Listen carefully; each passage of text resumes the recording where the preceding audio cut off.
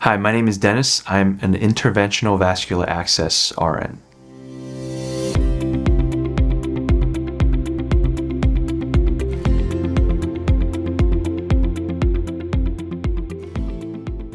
What inspires me is patient suffering.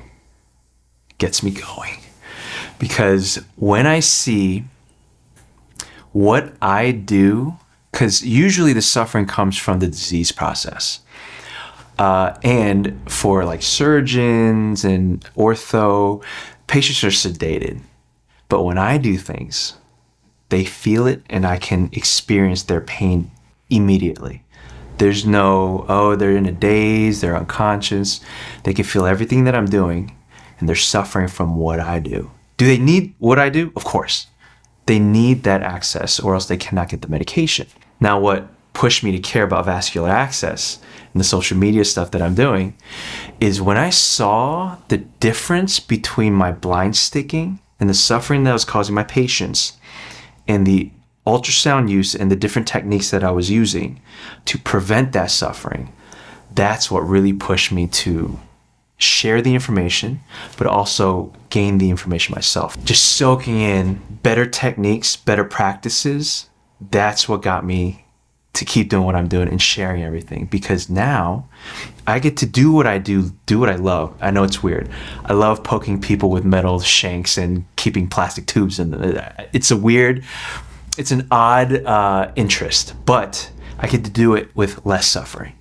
And now when patients are seeing me do it one stick, they're crying because I can't believe I can get this IV this way, but also when I go back to my hospital, I'm not going to get this.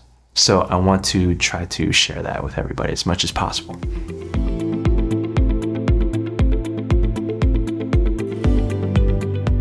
I think we have, as a healthcare system that is quite antiquated in general, we have an odd addiction to suboptimal practice. Ultrasound? I got these. I've heard people say it.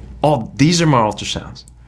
I don't need to look under the skin. I got these, right? And they're continuing to cause patient suffering because they're unwilling to put that pride down. I think once we get there, once I can help, hopefully through my videos and other people's videos, through AVA, that we can help people realize, hey, we have a problem, but we need to get people to admit it first, and then we can move forward. So I think that's the number one problem we have right now.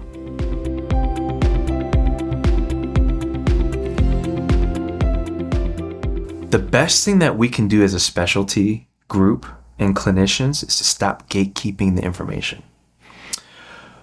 One of my favorite things that Jack LaDunn did when he started was he found and discovered ultrasound. Not that he invented it, but he heard from somewhere that you can do this, and he did it. It was a game changer for him. Now his success rates were higher. He was less invasive, like better patient outcomes. And my favorite story about that is his mentor told him, don't tell anybody. This is your competitive edge against the other surgeons, the other doctors, the other physicians, whoever else is doing it. And he said, I don't think so. I'm going to share this with everybody. So he trained his PAs, nurses. He democratized ultrasound with his practice and his colleagues. He didn't gatekeep the information. And because he shared it, even though he lost his competitive edge, whatever that means, he was able to let other clinicians, now he delegated the skill. And let's say he has 1,000 patients a year. Each clinician has about that much too. So now that he disseminated that information, the nurse, let's say 3 of them, the PAs, now 6,000 people are affected with less trauma and less suffering. So that's what I think our specialty needs to change, is stop gatekeeping the information, respect our specialty in a sense that we need to educate the rest of our colleagues. They may not be skilled, they may not get to our level of insertion practice, but at least they'll have the didactic to do better than where they are now.